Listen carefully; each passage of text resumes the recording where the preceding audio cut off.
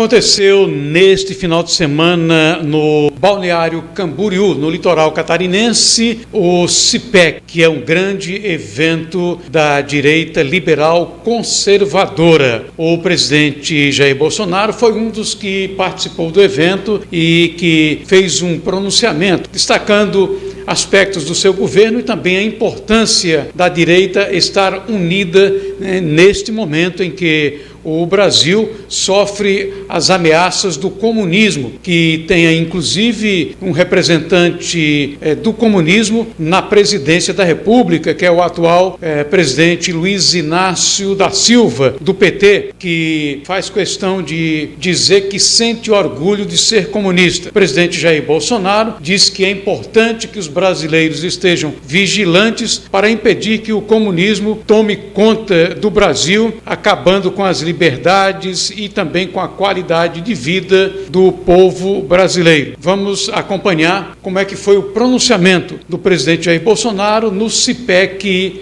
neste final de semana em Balneário Camboriú. Dizer a vocês da satisfação de estar aqui, do prazer de estar no meio de vocês. É o caminho mais doloroso e mais difícil, mas tenho certeza que escolhemos o lado certo. Agora há pouco, assistindo o Nicolas falar, ele falou de pequenas mudanças, grandes transformações. Eu me lembrei, porque eu já tive insucesso na vida também. Eu me lembrei quando eu prestei concurso para ser sargento da aeronáutica, especialista, e fui reprovado. Depois, em 73, eu prestei 2 concursos, para a Academia em Resende e para o ITA também. E no ITA, ô Tarcísio, você que passou no IME, eu fui um desastre em física. Se esperasse mais um ano, talvez fosse aprovado. Mas, por coincidência, ô Nicolas, se eu tivesse sido aprovado para o ITA, eu poderia estar em Alcântara, naquele acidente, onde 21 pessoas morreram. Poderia estar lá. Então, às vezes, um insucesso pode ser que realmente livre de alguma coisa. E a idade é uma grande coisa para nós. Ela nos faz calos, nos faz, às vezes, contar até 3 antes de responder, e nos faz um pouco melhor. Eu passei 7 mandatos no parlamento, meio mandato de vereador e 15 anos no Exército Brasileiro. E eu resolvi, como o vídeo de agora há pouco, em 2014, para ser preciso, novembro de 2014, dizer que seria candidato a presidente e que chegaria à presidência da República. Quem ia acreditar nisso? A minha esposa falou que eu andava pelo Brasil e ela duvidava. O tempo foi passando. Eu lembro de uma passagem que marcou muito, em Manacapuru, coração do Amazonas. Eu chegando, Tarcísio, no porto, sozinho, umas 200 pessoas lá, e eu pensando, o que eu estou fazendo aqui? E a galera, o que esse maluco está fazendo aqui? Mas começamos a falar em algumas passagens bíblicas, que eu considero a Bíblia como a caixa de ferramenta do ser humano. Começamos a falar a verdade, João 8,32. E uma outra coisa também que nos marcou muito, e durante o mandato, foi outra passagem. Por falta de conhecimento, meu povo pereceu. Quantas gente briga por algo sem saber? Não tendo conhecimento? E depois, vê que está errado. Falei um tempo atrás, né? A Amazônia sempre foi cobiçada antes de 1500. Pô, coisa de maluco, né? antes de 1500. Na verdade, 1494, com o Tratado de Tordesilhas. Vai deixar para lá. Depois, eu lembro de uma passagem que marcou a minha vida. Em 1970, eu estava em Eldorado Paulista, morava lá, quando o Lamarca passou por lá. Feriu 6 soldados da então Força Pública, atual PM de São Paulo, e depois, como ele havia aprisionado uma dúzia de praças, que são subtenentes, sargentos, cabos soldados, o tenente Alberto Mendes Júnior, o Derrite, que você sabe muito bem a história, se ofereceu para que fosse trocado os 12 por ele. E ele, então, fez esse gesto heróico e 1 ou 2 dias depois foi executado pela turma do Lamarca. Mas uma coisa, com toda certeza, o tenente não sabia. Está aqui o Salles também, que conhece bem a história, porque ele já agiu no Vado Ribeiro antes de ser deputado federal. Que naquela época imperava ali o mini manual de guerrilha de Marighella, que é o herói da esquerda, e lá está escrito que eles não matavam praças, apenas oficiais. Talvez, se o tenente tivesse sabendo disso, mas é muito difícil julgar por um momento, talvez ele esperasse um pouco mais para negociar a sua troca por aqueles teus colegas. E ali eu conheci o Exército Brasileiro. E ali eu conheci a minha vida. E a gente vai aprendendo. Que coincidência, né? Acho que a Eldorado Paulista hoje deve ter, talvez, 3.000 habitantes na área urbana. Mas é a vida da gente. Entrei no Exército, fiz academia, teria muito o que falar, obviamente. Depois de 6 mandatos, quis disputar a presidência em 2014. Não foi possível. Paciência. Chega a hora certa. Acabou acontecendo em 2018. Quem eu era? Eu não era ninguém, não tinha partido, era um deputado encrenqueiro, criador de caso, bem casado, obviamente, né? Ih, cadê?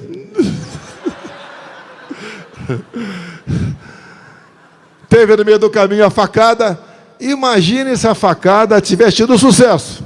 Como Zé Disseu disse em vídeo, tivemos o insucesso da facada. Ele disse. Imagine se esse cara que está na economia agora fosse presidente. As coisas acontecem. Vamos lá. Veio a eleição. Eu teria uma história fantástica para contar para vocês. Bem levar 1 hora. E eu gostaria de um dia, né, pela grande rede de televisão, ao vivo, falar algumas horas com eles, para nós mostrarmos o que é o Brasil. Porque a gente tem informação, a gente passa por lá. A vida nos fornece uma história. Chegamos. E daí, eu cheguei e só tinha o Paulo Guedes. Montar o ministério não é convidar quem é competente. A pessoa que é competente aceitar ser ministro. E fomos montando o ministério. Está aqui o Salles. Quando me mostraram a foto dele com aquele óculos, né, de playboy, eu falei, não, esse cara não está com nada, não vai dar certo. Pode ter certeza, pela sua coragem, pela sua dedicação, eu duvido que tenha tido outro ministro do meio ambiente como ele. O Tarcísio também. Foi a 5ª pessoa que me apresentaram. Olhei para a cara do Tarcísio, aquela cara de brabo, né? Cara de poucos amigos. E eu não conhecia o Tarcísio. Ele me conhecia, porque ele fez academia, né? Militar, igual eu fiz, fez o IME, depois prestou concurso. Tinha 2 vagas para a Câmara, estava lá.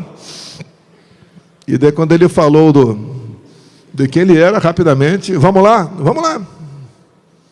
Olha a surpresa. Quem era Tarcísio, antes de eu conversar com ele? Era um excepcional engenheiro. Para a vida pública, com todo respeito, Tarcísio, você não era conhecido. Foi para lá, fez um trabalho fantástico. Falou alguma coisa aqui do que ele fez. Eu fui o único presidente que tinha teto de gasto. Tanto é que, quando o TSE anunciou o resultado, logo depois já foi uma proposta para lá, né? E acabaram com o teto de gasto. E o Tarcísio, que está aqui, começou a mostrar seu valor. Ele é um terror dos balseiros. Acabamos com muitas balsas pelo Brasil. Principalmente lá em Sinop, naquela região. O coração do agro. Entre tantas e tantas outras coisas. BR-163, etc. Portos, aeroportos. Eu lembro que, em 22, eu convidei o Tarcísio para vir candidato a governador. Ele falou, poxa, eu sou carioca e torcedor do Flamengo. Conheci esse defeito dele nesse momento. O que eu falei para ele? Você é uma pessoa que tem uma história. Inteligente, ninguém nega isso aí. Eu queria ter metade da inteligência que ele tem. Mas eu só escolhi ministro mais inteligente do que eu. O que não foi difícil.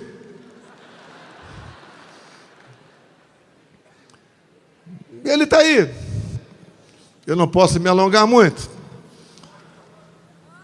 Tem aqui também o Jorge Seife. Quem me apresentou o Jorge Seife foi o pai dele. Um dos raros nomes que eu indiquei para ministro. Um dos raros. A Tereza Cristina aceitou. Foi um sucesso. Na pesca, tanta coisa feita. Tantos ralos fechados da corrupção, que até permitiu, obviamente, um V0 para ele vir candidato ao Senado por aqui. Até botei um apelido dele bastante carinhoso. Tilápia. Pegou?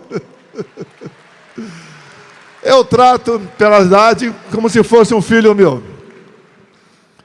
Tem mais algum ministro aqui, ex-ministro? Gilson, está aí? Está aqui o Gilson, do turismo. Também fez a diferença. Bem, o que a gente pode dizer para vocês? Eu não levo o jeito, não tenho o dom da palavra, por vezes sou um pouco grosso, só um pouquinho grosso, tá? Até quando alguns falavam que, pô, o cara fala palavrão, é grosso. Você está procurando um marido ou um presidente? Até parece que o marido daquela pessoa não fala palavrão em casa.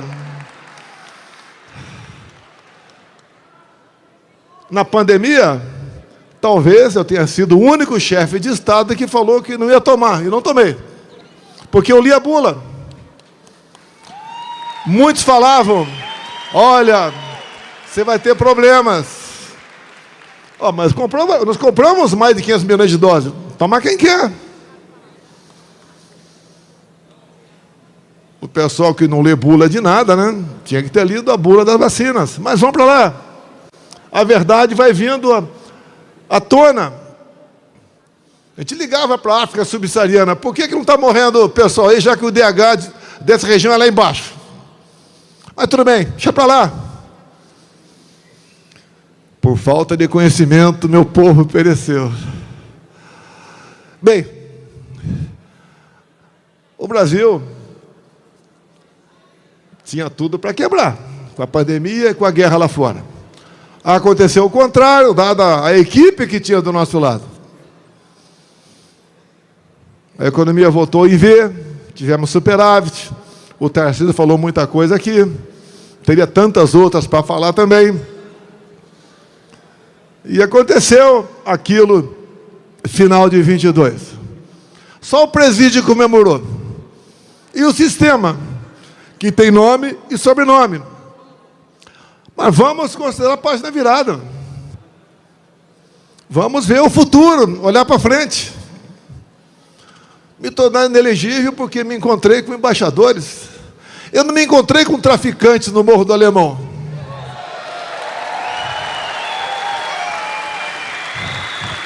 A segunda inelegibilidade, porque no 7 de setembro eu botei do meu lado um empresário, que é orgulho do Brasil, é orgulho de Santa Catarina, que usava um paletó verde e amarelo. Então, porque eu botei esse empresário do meu lado, inelegível, eu não botei do meu lado a dama do tráfico. Mas vamos lá. A gente acredita em transformações, em mudanças. A gente sabe onde está o erro. A gente sabe quem não quer o bem do Brasil. E vocês também sabem. Tentaram por várias vezes nos censurar. Isso daqui representa a liberdade para nós. Quem fez minha campanha em 18 foi meu filho Carlos Bolsonaro, com o telefone na mão.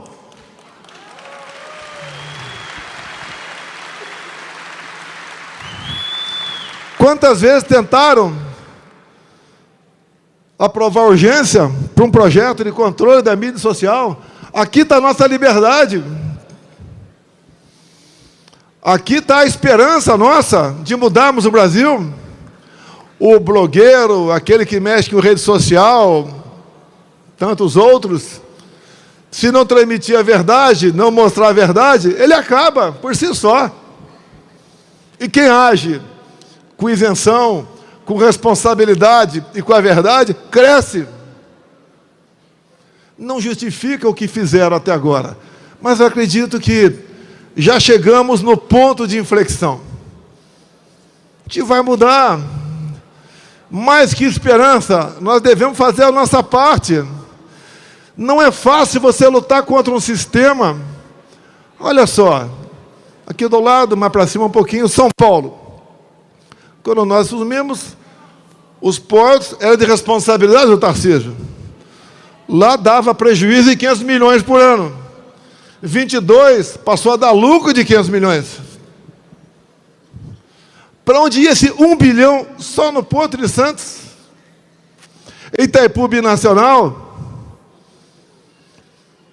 Nós só conhecíamos essa empresa, que é binacional, por gerar energia. Quando assumimos, vimos muita coisa errada lá. Mas por que era cobiçada Itaipu Binacional? E não é cobiçada? Porque é uma estatal que não é auditada pelo TCU, então você pode meter a mão até o sovaco, que não tem problema. Ao longo de 4 anos, além de gerar energia, além de diminuir o valor da tarifa em dólar, fizemos a segunda ponte com o Paraguai. Vão de 400 metros. Não é uma pinguela. Alongamos em 600 metros o aeroporto de Foz do Iguaçu. Asfaltamos a Transboiadeira. Atendemos mais de 50 municípios com pequenas obras. O Jorge Seif faltou só um passo para nós começarmos a praticar piscicultura naquele lago, que tínhamos como projeção aumentar em 20% o volume de pescado no Brasil. Esse país ninguém pode passar fome. Tem meios. E assim a gente vai citando cada ministério, como o Rogério Marinho, que levou água para o Nordeste, como a Tereza Cristina, que abriu mercado para o agro, para o mundo todo. Como nós fomos na iminência de uma guerra, conversar com o presidente Putin, ia faltar fertilizante para o Brasil. Negociamos diesel. Ele queria comprar ovos da gente. Falei com a Tereza, se abrir o mercado agora, vai o ovo custar de menos de R$1 para R$2 a unidade no Brasil. Espera um pouquinho mais. Apesar de produzirmos, e não é chute como aquele cara, né? 1.700 ovos por segundo, não é o suficiente para atendermos o mercado lá de fora. Todos tiveram lucro no meu governo, apesar da pandemia, apesar da guerra, que a gente lamenta as mortes. Vocês lembram do fica em casa, a economia a gente vê depois? De fome também se morre. Vocês lembram da competência do Pedro da Caixa, junto com outros ministros, para, em menos de 30 dias, pagar o auxílio emergencial para 68 milhões de pessoas? Gastavam por mês 50 bilhões de reais. Rio Grande do Sul aqui, a população equivale a 5% do total do Brasil. Então, se gastássemos, hoje em dia, 5% do que gastamos por ocasião da pandemia, em poucos anos, o Rio Grande do Sul voltaria à normalidade. Mas se faz exatamente o contrário.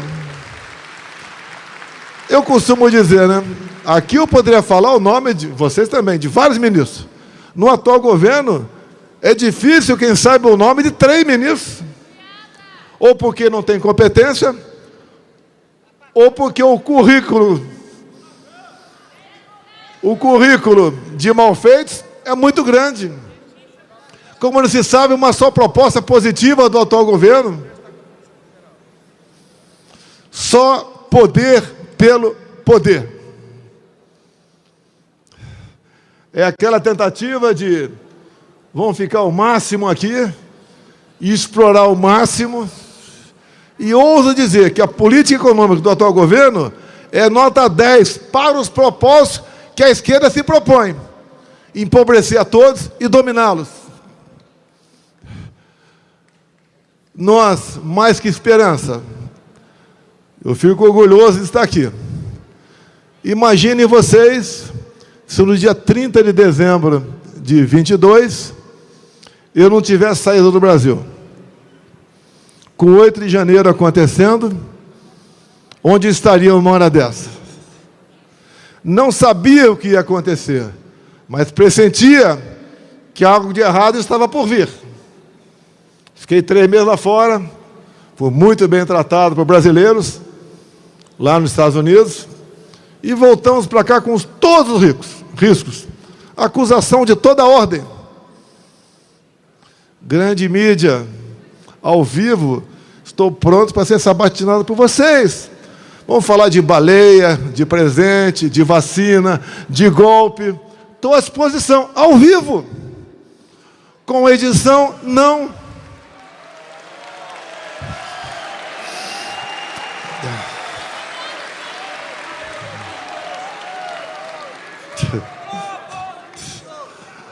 Olha, não tem satisfação maior do que aquele de servir, de poder ajudar o próximo. Quem era Jair Bolsonaro? Daquela foto ali com meu pai, aquela coisa rara, uma fotografia, em 1960. Chegar onde chegou. É um sinal que todos nós podemos chegar onde sonhamos ou onde o destino reserva um lugar para nós. Eu duvido que o Tarcísio pensasse um dia ser governador. Demonstra que, com seus atos, você pode falar agora, 1 ano e meio, que é um tremendo gestor. Algo que São Paulo nunca teve. Com todo respeito ao Jorginho, também, a dificuldade para se eleger governador. Quando ele falou aqui que preservamos 11 milhões de empregos, porque o projeto do Pronamp é dele, não é meu. Não foi do meu governo.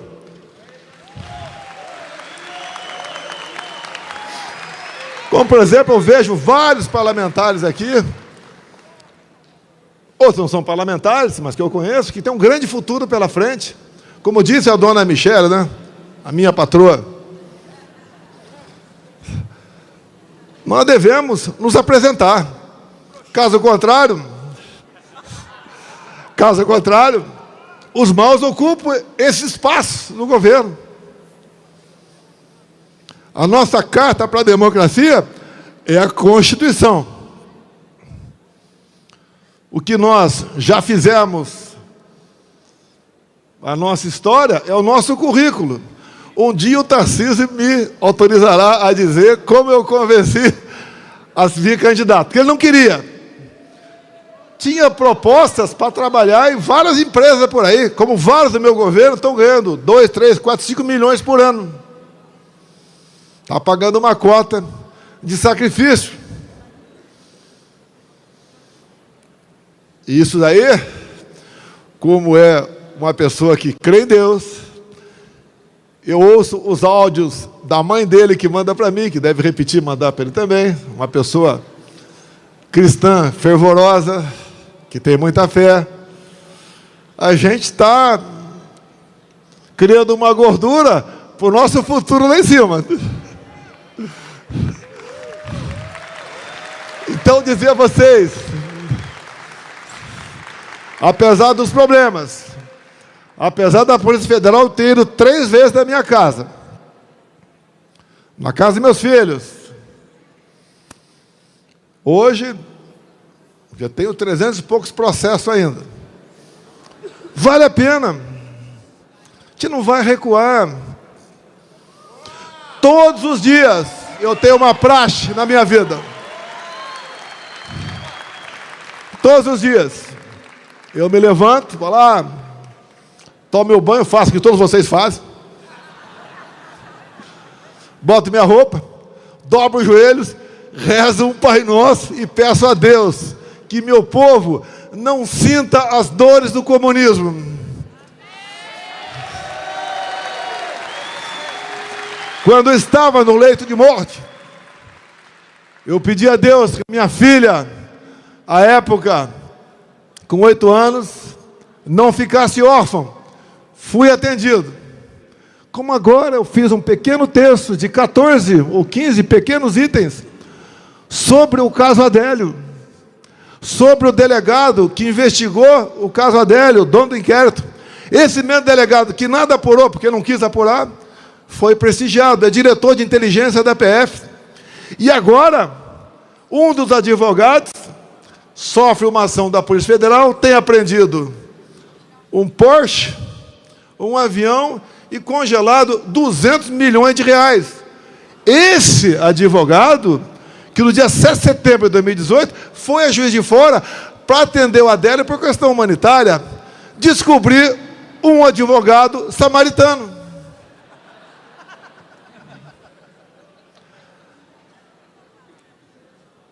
Terminando agora de verdade. Eu digo que Roraima tem uma tabela periódica lá. Além disso, tem o Vale do Rio Cotingo. Não sei se o Tarcísio voou comigo lá. 12 quilômetros por 600 metros de cota. Ali dá para gerar energia para metade do Brasil. Para agregar valor em nossos minérios. Para fazer do Brasil realmente uma terra prometida. Trazer paz, prosperidade, ordem e progresso para todos nós. Onde erramos ao longo de décadas, nas escolhas, escolher o mal, vai pagar o preço. Como gostaria de falar sobre 2014, 2018 e 2022. Vamos aguardar um momento mais oportuno.